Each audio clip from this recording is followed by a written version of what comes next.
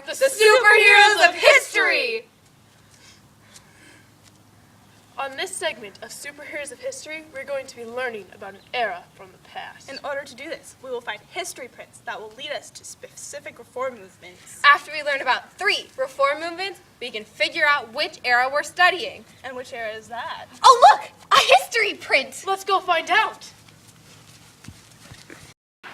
Let's find the history print. Do you see it? There it is, right here!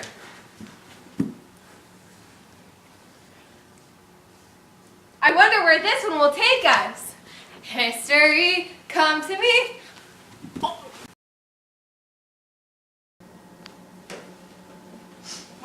What is this? We have babies. Why do we have babies? Oh, I know why. It's because there's no birth control. Wow, this time sure is different. Look at all these women gathered around. They look sort of angry. I wonder why.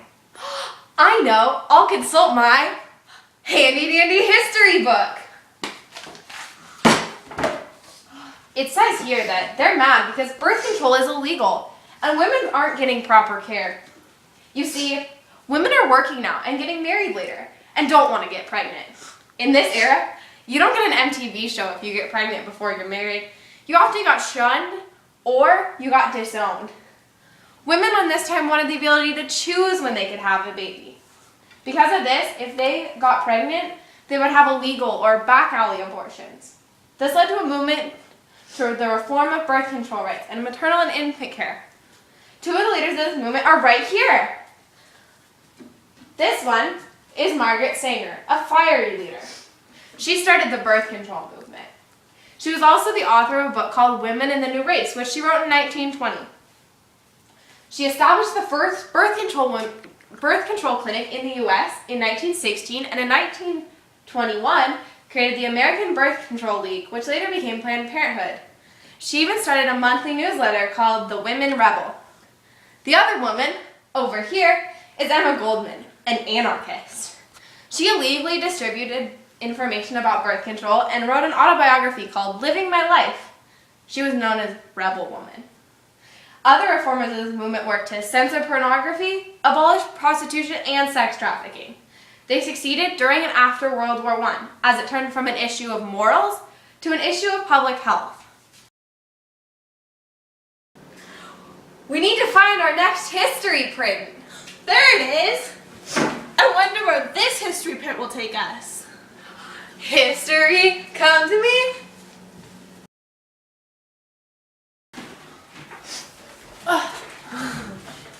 Whoa! What is this place? I don't know. I know. This is a factory. The history print wants us to explore a time when working in factories was very dangerous. Legislations were passed to protect the workers. I wonder why factories were dangerous. I know. Let's look in our handy-dandy history book to see why. In addition to looking for birth control, women wanted more equality. They are getting paid significantly less than men. Children younger than 10 are going to work in factories, and anyone injured on the job is kicked out into the streets without any livelihood. Conditions in factories are also very disagreeable. For instance, the fire in the Triangle Shirtwaist factory killed many young girls because the fire laws were not followed, and they got trapped inside the burning building. In response to the abuse of laborers by the factories, many laws were passed and groups were formed to protect the common workers. Under President Wilson, the Lafayette-Siemens Act of 1915, which provides decent treatment and living space on Russian ships, was passed. Although this is a step up for sailors, it caused the cost of freight to go up as the wages were raised. The Working Men's Compensation Act of 1916, which gives assistance to federal service employees during times of disability, were also passed. In addition to the Adamson Act, which gives employees on trains with interstate commerce an 8-hour workday with paid overtime, the Keaton-Owing Act, although short-lived, prohibited goods produced by children from being sold in interstate trade. Not Not only laws were passed, many groups and departments were formed. The Women's and Children's Bureaus were established, and headed by Mary Anderson, the Women's Bureau collected information about women in industry. It tried to improve opportunities and conditions in the workplace. The National Child Labor Committee wants to reform the treatment of children in the workplace. In the Supreme Court case of Mueller versus Oregon in 1908, Luigi Brandeis wanted to protect women workers by saying factory labor was harmful, affecting the weak bodies of women. Although some women see this as discriminatory, it gives them an opportunity to improve working conditions. By 1917, 30 states have working compensation laws that give insurance to workers injured in industrial accidents. Florence Kelley, a labor reformer, wanted to protect women and children in the workplace. She helped Illinois pass their first factory law, which prohibited the hiring of children and gave less hours of work to women. She publicized the Children's Bureau and the Keep Owing Labor Act and the Shepard-Towner Act. 9 states have laws providing a minimum wage for women and children because of her work. Although there was not total reform, children are still working and women are still not getting paid as much as men. These are big steps in factory reform. There is less abuse of laborers by the factories and the overall conditions are improved.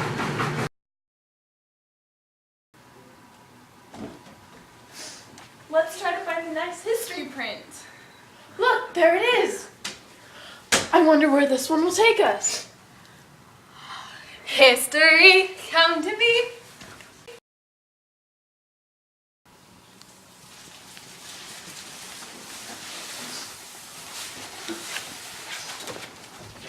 Where are we? I know where we are. This is where they drafted the 19th Amendment. This era sure must have been a hard time for women. They weren't even allowed to vote.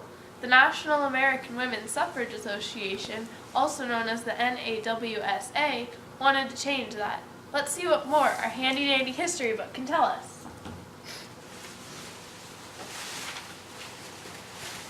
The fight for women's suffrage had been going on for a long time, but it was really revived after World War II, when women had taken over men's jobs when the men went off to fight in the war. When the men came back, they saw that women were capable of running businesses and industries, and they felt that women could keep the United States out of future horrible wars if women were allowed to vote.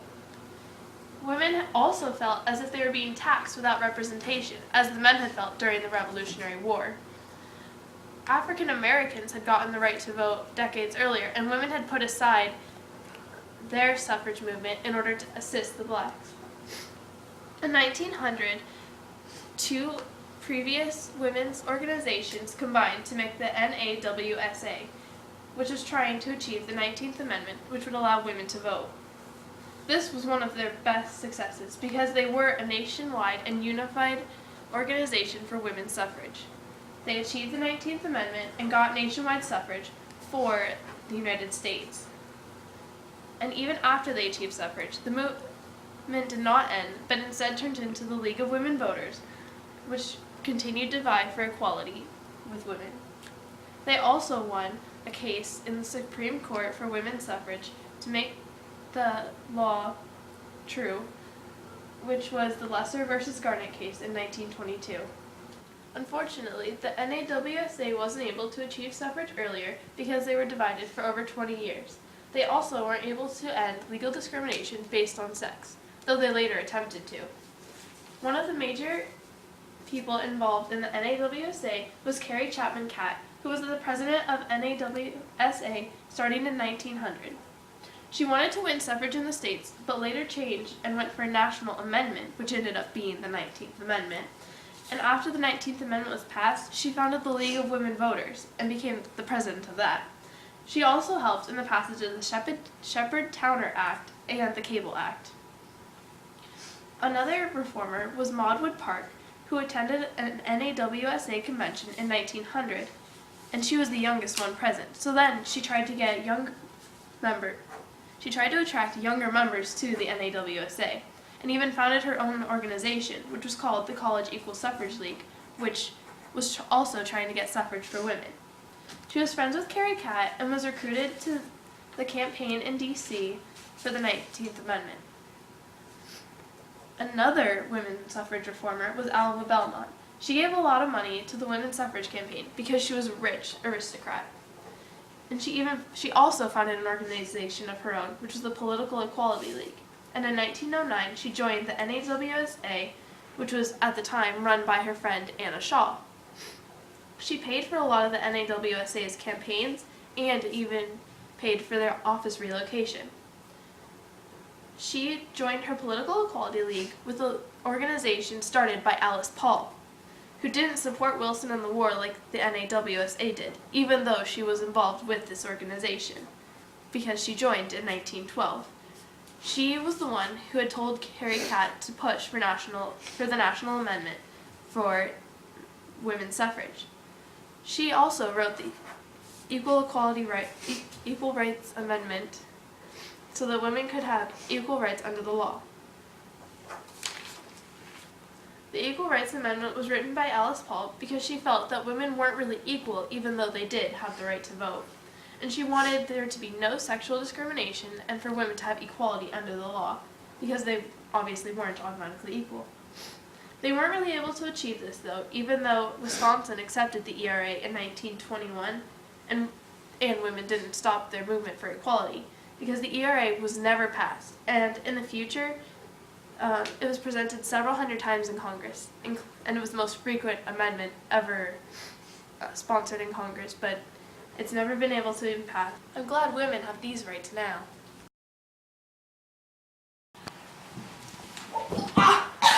Whoa! We're back! And we've found all 3 reform movements. Let's go sit on our thinking couch. Well, we sit down on our thinking couch and think. Because when we use our minds and take a step at a time, we can learn anything that we want to learn. Do. Go. So what reform movements did we learn about today? Well, we learned about the birth control and maternal and infant care movement. The protective labor legislation. And about women's suffrage and equality. I wonder what era that could be from.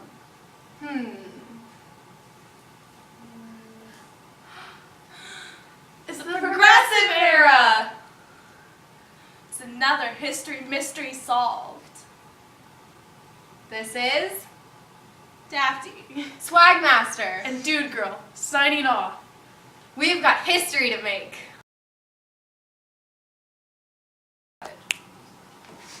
Oh! So Haley's shirt just ripped, the whole sleeve. And yeah, technical difficulties.